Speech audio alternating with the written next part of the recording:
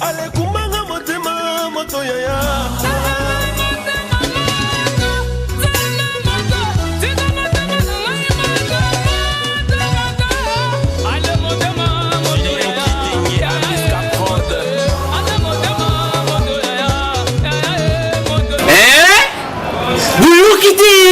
Vuguyoka kaka. Kinshasa Nabiso Kin eleki partout. KNB Kinshasa Nabiso Kin eleki partout. Kinshasa eleki partout. Mikolo neza bino pardon. Jima sala yolo karatakate. Ya ona benga yo. Jima mokende. Umela. Bana kin. Kebana jago zape so kute nango KNB Téléma. KNB Téléma Kinshasa eleki partout. Jimi mukendi. Umela. KNB ko zape te so kute nango check au vandi. À travers la flamme par la com, devenant fort. Nazana isengo ya koyeba ke boza ebele liboso ya ba poste téléviseur na bino pona kolanda magazine o bolingaka mingi KNB Kinshasa na biso. Rédaction ya KNB sali bino réflexion sur dialogue na ndenge eza ko umela bolanda. Comité préparatoire à dialogue et fixa cahier de charge P début à dialogue le 1er septembre.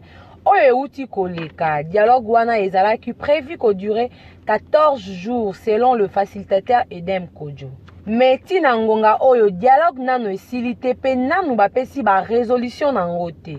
Sauf projet ya résolution oyo Edem Kodjo a distribué qui na ba partie prenante ya ba assise wana. On a rappel, ba partie prenante ya dialogue wana ba exceller na ko suspendre ba participation na bango ya liboso ezalaki bandeko ya opposition oyo ba boyaki proposition ya majorité oyo balingaki que ba élection et banda na ba élection locale. Wana opinion a jugeaki yango manœuvre dilatoire pour soki dialogue et bengamaki eza pour na question ya élection présidentielle. Après ba événement ya le 19 na le 20 septembre bandeko ya Senko pe ba société civile mususu ba suspendaki participation na bango po na ba mort oyo mboka et enregistraki na ba événement tragique wana. Na nyonso wana opinion eza komituna eza kaka stratégie ya négociation to bazo tenir compte ya ba déshydrata ya population. Pendant ce temps bandeko ya rassemblement balobi bango ba assise ya cité de l'Union africaine et concerné bango te attaque ba multiples rapprochements ya ba diplomate pe groupe ya facilitation auprès na bango. Malgré dépassement et délai à 14 jours, le facilitateur a annoncé qu'à ce jour, dialogue et zela toujours va dégager consensus par rapport à la proposition au président et à Seni à Salela Kibango. Et bon, perdiem et dépassé sous 14 jours, opinion a constaté que le dialogue est en européen et glissé. Kinshasa et l'équipe partout. Bakino balobeli pona nini soki dollar ezalaki ya komata to komi na fin du mois pona kofuta batu. Banque centrale a injecté ba franc na marché ebele pona kokitisa to.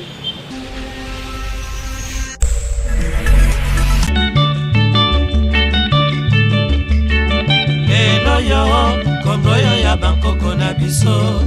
Et l'équipe partout, Banque centrale du Congo et Outaki a injecté 50 millions auprès de la banque commerciale pour atténuer l'inflation aux autres peuple congolais. Yango bakino bazanga di malobate boyo kabango na micro ya KNB. Donc bakonzi na biso vraiment balata souci wana population. Toyebi que crise eza partout, eza marambo oyo eza na Congo te, c'est presque dans le monde entier oyo tozo vivre crise. Mais eza ka question que peuple quand même a besoin à vivre. Donc bakonzi vraiment bavanda bata la situation oyo parce que dollar et mataki biloko kita kité. Mais quand même si ko dollar bani ko kita biloko pe ezotika la pe kaka na position na pe ezokita te. Donc vraiment bakonzi bata la situation oyo pour la population na yebi ke bango comme bazo conduire mboka bango pe bakoyeba ko trouver solution pour la situation oyo. Tu remarques à chaque fois, surtout comme il a fin à moi, tu es quitté, au monde que tu n'as pas bazongi bango. Et ça pour tout souka nango wapi. Soit pesa kambongo tangu bato bafuti bato esili après to mata et d'ailleurs ata to mati bafuta bato ga na to ya 93 ba 90 non te batikala comme ça bato na 100 mais batika biso na to wana oto mesana on de soki ko mata e mate tika la ya ko mata soki ko kita e kite tika la ya ko kita po ezabo e mati ekiti bon mutu mususu sana mbongo na ya muke a changer dollar na na moi to e bige non na to on a changé peut-être na ko bénéficier subitement to e mati il est pas obligé ya oluko maitsa to na e oazo changer les moninga ezala ke mati ekiti stabilité zate.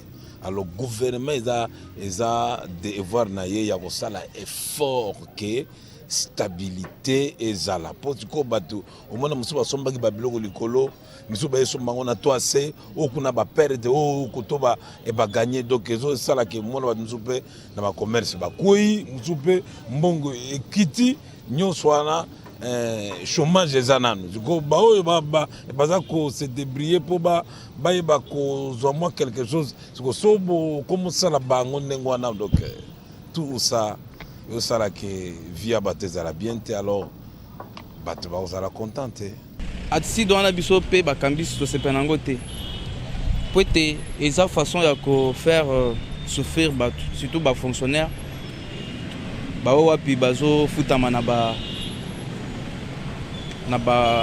franc congolais. Souvent, na ebandeli ya sanza, tout le monde a moins de dollars et puis ça biso moi passe. Et comme on passe fort, et moi on a souvent pensé. Alors, au moins on a ba dollars, ce qu'on fera est mati. Fera est mati, et bien dollar est mati. En ce moment-là, au moins que franc ils ont mon en belé, mais dollars ils ont mon en athée. Surtout comme la souka sanza, au moins psycho banque centrale a injecté ba dollar et belé. Parce qu'il y a déjà que non, ba fonctionnaire, ba comme soko futama, ba fonctionnaire, ba soldat, ba soko futama, parce que ba futama psycho, ba ngonde soko ba kosala ba perte. Wana ati doit les vraiment malamu, ils ont vraiment ma beza façon à konyoko la ba fonctionnaire, non seulement ba fonctionnaire, konyoko la population en général. Boyoki ndenge bato balobi na micro ya KNB donc ba déplorer mingi comportement ya banque centrale pour na ko injecter ka mbongo surtout na fin du mois lorsque comme na ngonga ya kofuta bato dollar et chité tant ba kofuta bato après l'équipe ba mati dollar donc ba congolais mingi ba déplorer comportement wana ba sengi na gouvernement azwa mbala moko solution o ekoki ko sunga population na mbala moko Kinshasa et l'équipe partout.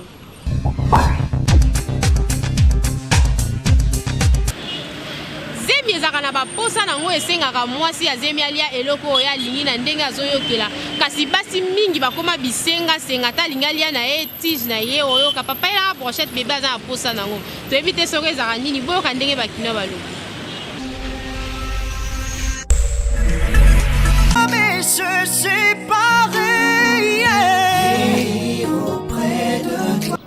Kinshasa l'équipe partout, le magazine Nabino to ko solana ba maman par rapport à basi misusu ne bazalara. Ce qui est dans la zemi au monde encore ko exagérer ba caprice na ye, au monde moi ça na zemi on se permet to ko va na dal tombo tout na ye boye pona nino ko fa peme na la toilette oka zemi na ngane mteti ndanga yango to tuna ba mamba bisa biso no so to na ezara ba caprice zemi to ezara mutu na mutu ndenga mesana. Da oui, zemi ça na ba caprice. Zemi formé ça na ba caprice. Po zemi boy sabato ko lia e boy sabato makambo ebele zemi. Voir même mobile mo ça na bozana ndako même moyinie. Po to moni on peut mingi to boti. Zemi ça na ba caprice nango mais ba misusu donc comment neti moi excès bon ba o ba so bota lobby po biso to boti. Ba ba so bota lelo boye ba mo lokolo lelo moko grave maintenant zemi ça maladie té et ça zemi. Bon zemi ça maladie té. Moi si yo ko pesa ba ngala mabeta ngwaza na zemi apesi réseau que za zemi.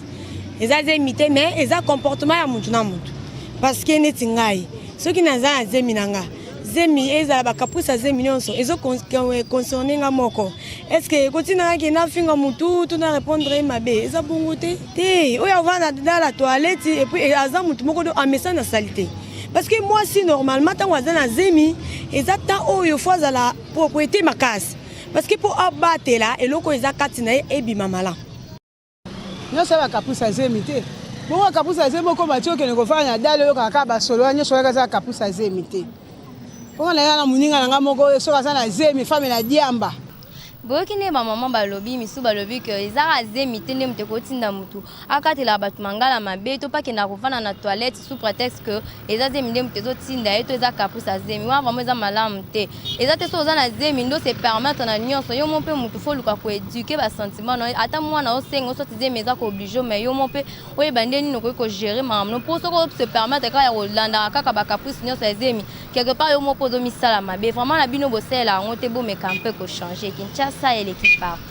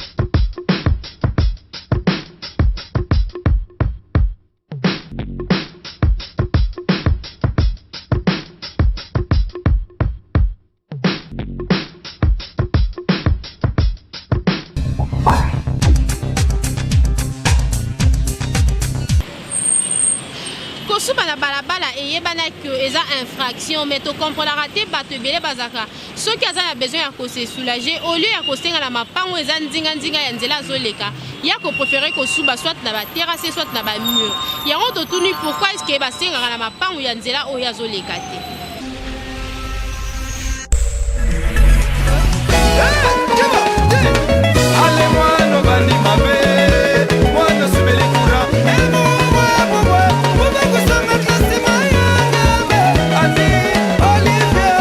Bezango na problème te bato musomola we masube kange ya okota na lupango ba obule neti moyibi okokota wate auluka kaskade ta pesi mobo asuba pona subi na bilamba esala bien te yango na ba profitaka e monta na mi e monta na mwa mobo asubi nako mwana te biso na komina kina te public eta na ngote to ba ke to public eta na kacha zando moko tuko ozoya neti komina net na to na prince kasavubu na ngambo kuna ba mabende otaka ke mutu azate mo espace ostano camoufler osopena mai pour le rapport ba toilette publique na ngomuke bata toilette sango za nango mabe koboya kopesa yo bato pe bafutisa mbongo bazosenga ba share na place na suba na bilamba na kosuba na place nga na moni po soka za la malamu mbe bakangela yango te nde pe to suba ka boye mutu akoya boye akangi yo na yeko suba liboso ndaku na hotel bo ofinga nga to sitwa na reza mabende batika bizalelwana okoti na lopanga mutu osengi nzela soka boyi okoko senga mutu mutusa kopesa ezate banda suka te suka bapimelo ko suba te. Micro ya magazine na bino ekitaki na terrain pour na kotuna kinwa moko air nini azalaka na habitude ya kolala et puis pourquoi alalaka air wana boyoka ba réponse na élément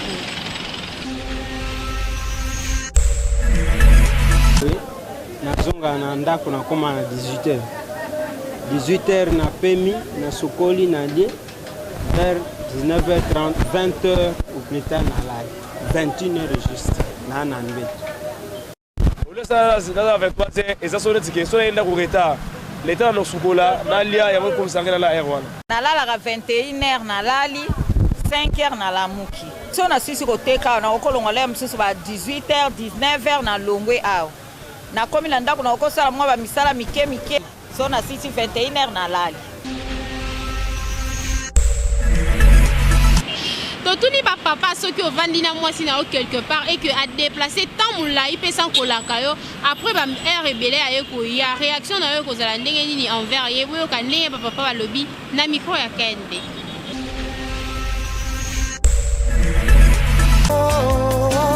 Chéra komisinga komele sona fungo la chanson maina miso Gloria Musungai soki baboyi okolela te luenga na lelisa yo Christian soki pe mobali obimi na mwasi na yo soit boke kermesse tout pe boke na pique-nique quelque part ba invitaki bino moi si a telemi akei sans koyebisa o likambo asali plus de 30 minutes mais na retour na yebisi OK akendaki ko solana ba ninga na eto azalaki ko se soulager mais tant akendaka lobino eloko te ko agir ndenge nini. D'abord moi si naturellement ça dépendre à mobali naye tout ce qu'elle peut faire il faut que le mari soit informé. Ça coûte quoi de donner une information? Olingi, tout ce que tu peux faire, parce que tu as une autorité, tu dois donner l'information. Ça ne coûte rien. Et moi, je suis comme ça. Même les enfants, je veux bien la liberté. Olingi Obima, c'est très bien. Tu sors, tu n'es pas prisonnier, d'accord? Mais quand tu sors, dis-moi que je sors, je vais à tel endroit, je reviens à telle heure, je vais faire telle chose et je vais chez tel. C'est ça, m'aider à être responsable. Pas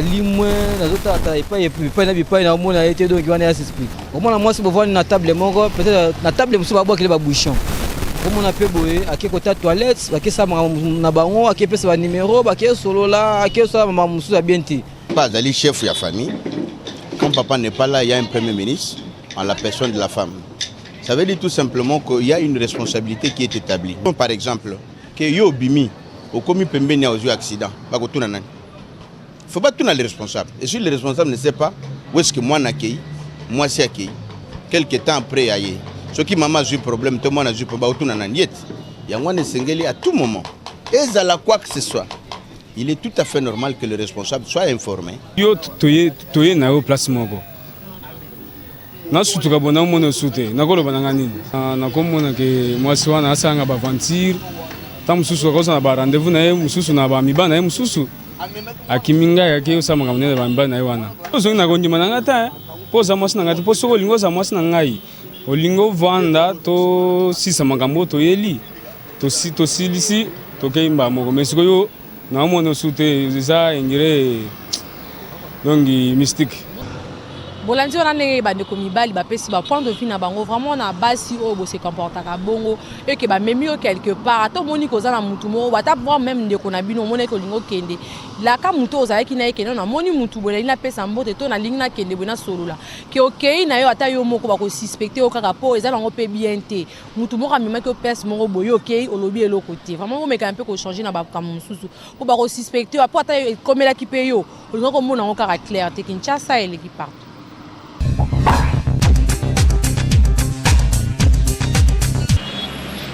Photo seka mukepe buka kingo tinda photo na yo na page Facebook Kinshasa na biso KNB suka la photo to seka moke buka kingo écoutez en selfie écoutez la photo, tout c'est comme ok. Bukakingo, écoutez, en selfie, écoutez, la photo, tout c'est comme ok. Bukakingo, écoutez, en selfie. Ego d'idée, la photo, tout c'est comme ok. Bukakingo, ego d'idée.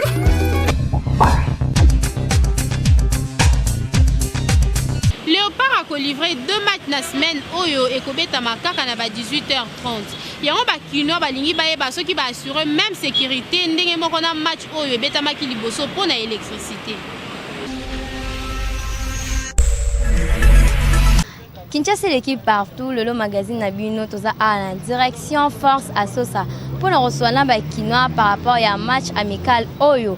Léopard va livrer le lot mardi 4 octobre contre Kenya. Puis mokolo samedi 8 octobre contre Libye dans le cadre de la première journée éliminatoire mondiale. Tu remarques que le match est ekobeta malabutu. C'est-à-dire à partir de 18h, contrairement à Ndenge et Zalaka na Momesano. 15h30, habitude wana ya kobeta match na butu. Bakinois balobeli ya ona micro KNB. Oui, match à Liboso to beta na South Afrique. En tout cas, match à de super makasi toto mo essayer na biso eza première fois to beta matani ni match à butu mais to yaki bele bana wa ima ba ko iba boye mais match silaki nango aller à l'aise nous to abimaki nene aller à l'aise ba bele ko moko de mais oya dese ya coupe du monde oyo to yebite so ko ekende to ekende ngasa na SNLT bata SNL ba yebi bien grande tout le monde sécurité paysanne bien pour tout le monde Congo paysan bien organisé jamais de rôle tout le monde mal organisé vous comprenez maintenant sur le grand normal courant paysan est bien correct qui était eza nango eloko okamate parce que eza ba tumusu ba moni que eza eloko okamwa parce que eza première fois ba mona que match s'est déroulé na Butu mais ba osala on pose à la international parce que tout le monde a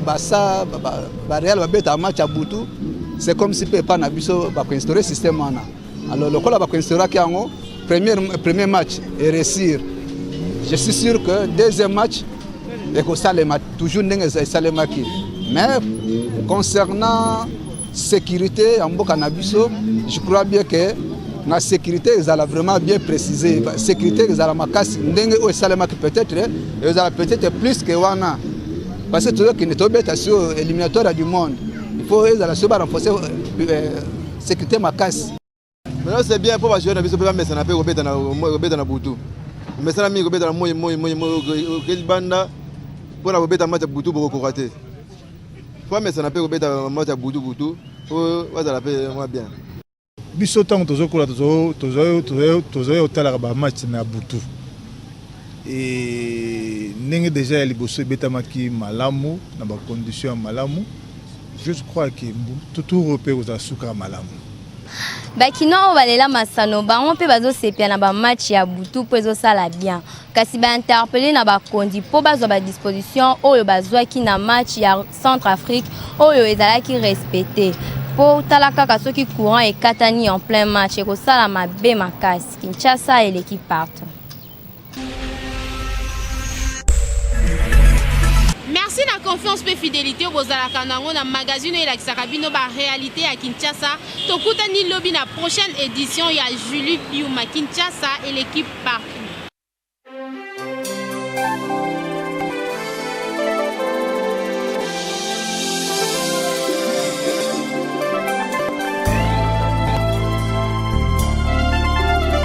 À travers la flamme par la com, devenons forts.